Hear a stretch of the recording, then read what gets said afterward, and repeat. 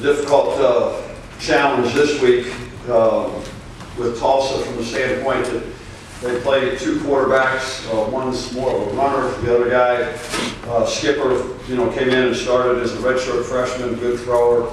So they presented some problems there. They got two outstanding running backs in D'Angelo Brewer and then also Shamari Brooks. So those guys were very impressive. And then Justin Hobbs and Keenan Johnson are two guys that are really good wide receivers and good solid offensive line, and then a defense that's playing very aggressive, challenging people, and runs the ball really well.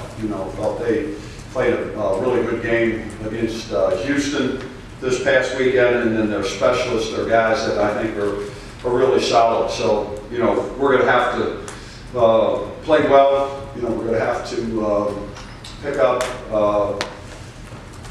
where we left off and make sure that we get better this week during practice to give ourselves an opportunity to be able to win on Saturday. So if there's any questions. Randy, is there such a thing as momentum? Can you build off of a performance like last week? Does momentum count? I would hope so. I would hope that our guys got some more confidence and an understanding that if you play for a full 60 minutes and you communicate and you go out and execute to the best of your ability, that this is what can happen. And then also then when you take a look at the film and you can see that you can even play that much better and there's more room for improvement, that carries over into this week. And I thought it did with how we practiced today. I thought we had a better practice today. I thought there was a little bit more intensity, a little bit more focus, and more communication than what I've seen in some of the past Tuesdays. So yeah, I think that's the case. But again, and how you do it, Joe, is you just keep working hard each and every day, and you try to get better every snap that you're out there and everything that you do. Did you like how your pass rush seemed like they got better as the game went on? Did you think that they did some things that you were happy with? Again, I think that we did some things there, that we got some push and up front. And again, I think Cole is really working hard at trying to get better. I thought Luke was a little bit better. I still think we can get more out of Foley. I think Foley's got to stop flashing so much and be more consistent. And I talked to him about it this morning. He's got a tremendous challenge. Their center is really good. So, but I think the thing is, we got to get him to come off the ball a little bit more, faster, aggressive all the time, because he's got enough natural strength and ability to be able to push the pocket. And Darian Beavers, I think he's a young man that's is as raw can be right now, but he'll get better. He'll get better as he continues to get reps, and then we work with him on some of the things in terms of counter moves. So I think we're taking steps in the right direction there. We're not where we want to be or where we need to be, but I see us progressing. Cam Stapleton's now at DN. Is that Excuse me? Cam Stapleton's now at DN. Is that because Connor's injured?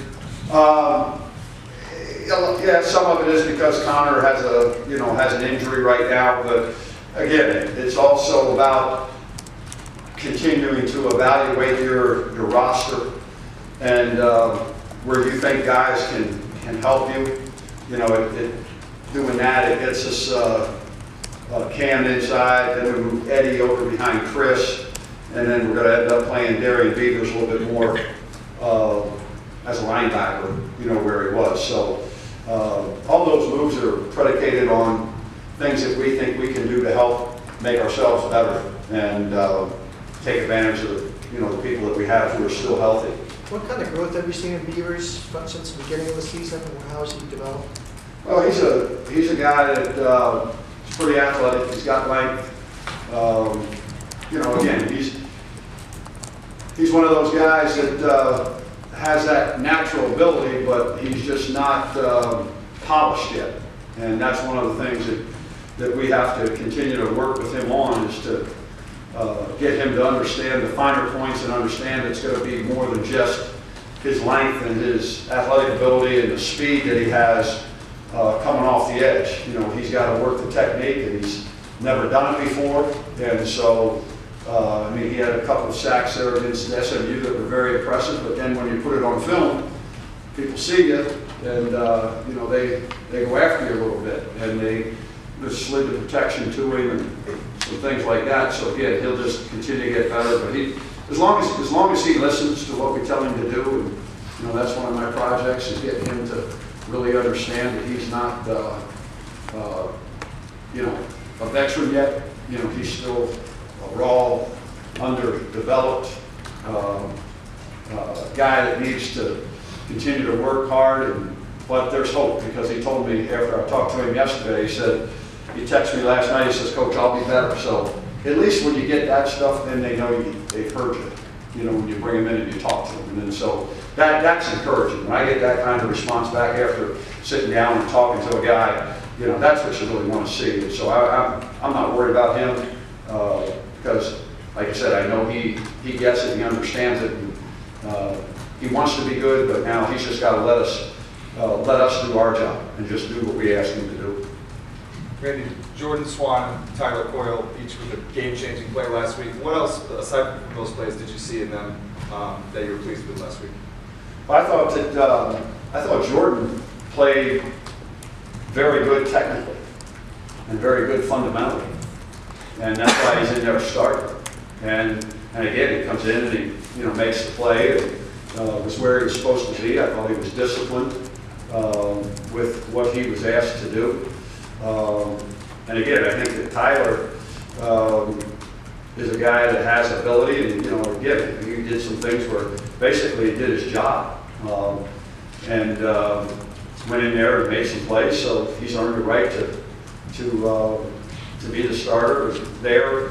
And again, you know, he kind of played some of that position, but you know, you get guys that can be consistent, and I thought that, you know, he was the most consistent guy, and now he's just got to get better at it. Omar's got to get better, and the more that we can develop depth and get guys playing and making plays, the better off we're going to be.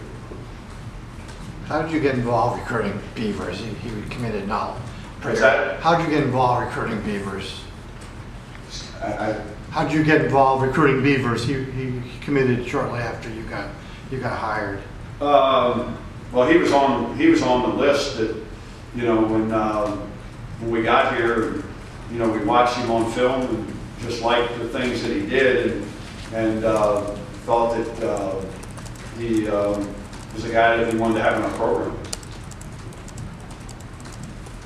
What have you seen from Quavont's games? Has he made some pretty good development emergence as a receiver? I think Q's a guy that you know, works at it.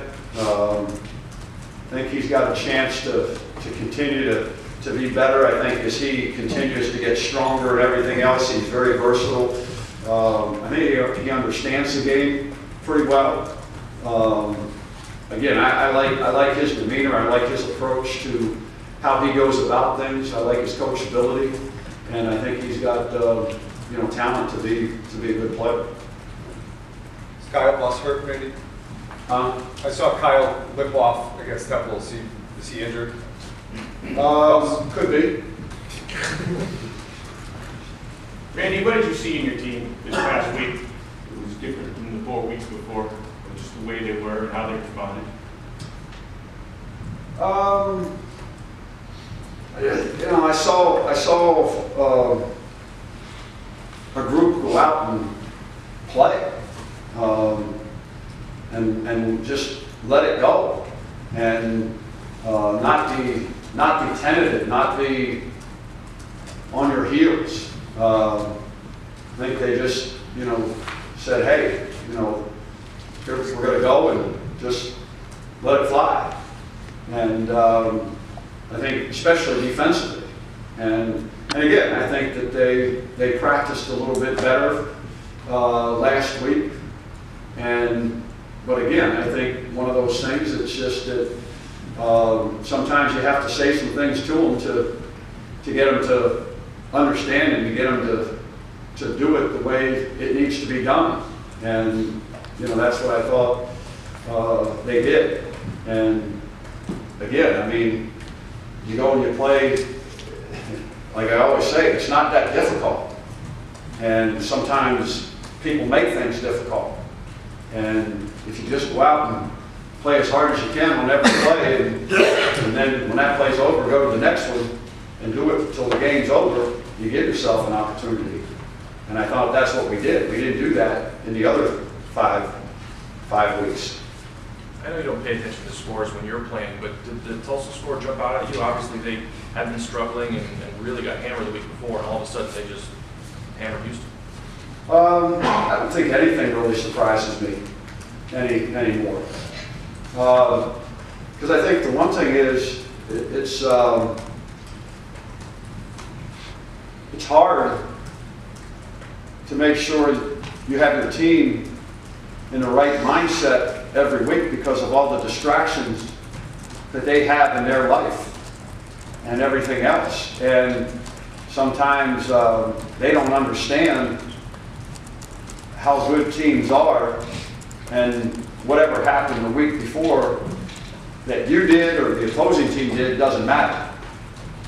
You got to go out and prepare that following week to be the best you can be and to be ready to play. So, I mean, they got after them. It was a 7-point game with I think 10 minutes to go in the fourth quarter. And then they hit it was a 3rd and 3. They hit a short pass. The guy comes up man-to-man and missed the tackle. And guys from Houston weren't running to the ball. Guy went 70 yards with it. So, that was the play I showed our guys. That this is what I talked about. You got to play until the whistle. You can't assume anything. And then it was a 14-point game after that, and then it kind of came unwrapped. I mean, it was a very tight game up until really 10 minutes to go in the fourth quarter. And so that's why, every play is important, every practice is important. You got to focus, you got to concentrate, you got to do all those things. So, I mean, you saw it last week on all over college football in terms of upsets and what happened. I put on the Clemson-Syracuse game, Friday night, and